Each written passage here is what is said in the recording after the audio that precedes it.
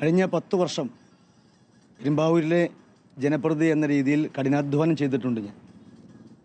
ഇവിടുത്തെ ഓരോ പ്രവർത്തകരോട് ചോദിച്ചാലും അവരുടെ മനസ്സിലുള്ള വികാരം അവർ പറയും. ഈ 10 വർഷം കൊണ്ട് പെരുമ്പാവൂരിൽ അസാധ്യമായ പല കാര്യങ്ങളും ചെയ്തു. പെരുമ്പാവൂർ ബൈപ്പാസ് നിർമ്മാണ പ്രവർത്തനം ആരംഭിച്ചു. റയോൺസ് പ്രശ്നങ്ങൾ തീർത്തു. 180 കിലോമീറ്റർ റോഡ് BMNBC ആക്കി.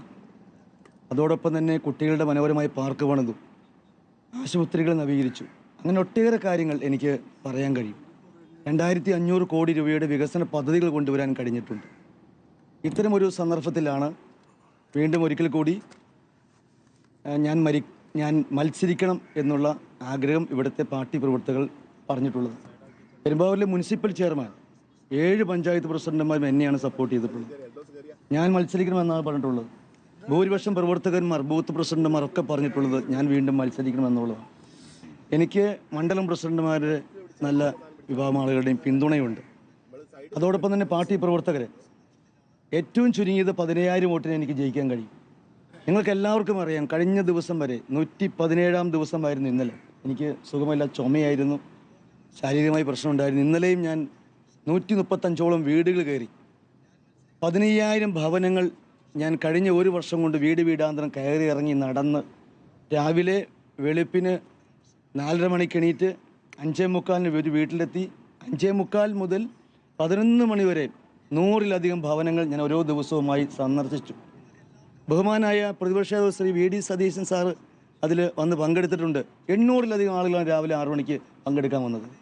ബഹുമാനപ്പെട്ട ശ്രീ രമേശ് ചെന്നിത്തല അതിൽ പങ്കെടുത്തിട്ടുണ്ട്.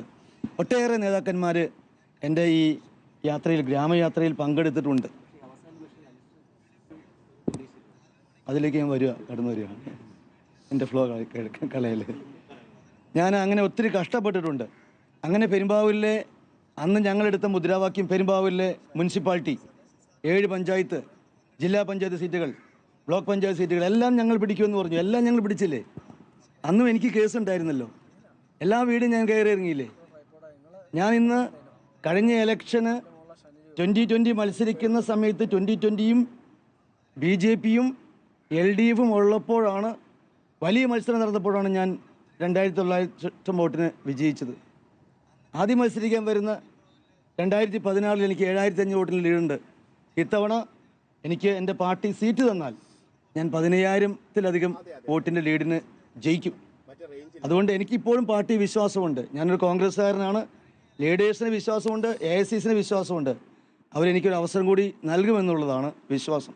ഇവിടുത്തെ ബൂത്ത് പ്രസിഡന്റുമാരെ, ഭാരവാഹികളെ, സദാപ്രവർത്തകന്മാരെ വിളിച്ച് അന്വേഷിച്ചാൽ അവരെല്ലാം മനസ്സിൽ എനിക്ക് അനുകൂലമായിട്ടുള്ള വികാരമുണ്ട് എന്നെനിക്കറിയാം. അതുകൊണ്ട് തീർച്ചയായും എനിക്കൊരു വലിയ മുന്നേറ്റം, വിജയം സൃഷ്ടിക്കാൻ കഴിയും. നിങ്ങൾക്ക് അറിയാം, പാർട്ടിക്കൊരു ഇവിടെ കുറേ വർഷങ്ങളായി പാർട്ടിക്ക് ഒരു മന്ദിരം ഉണ്ടായിരുന്നില്ല, ഒരു ഓഫീസ് ഉണ്ടായിരുന്നില്ല, ഇന്ദിരാഭവൻ.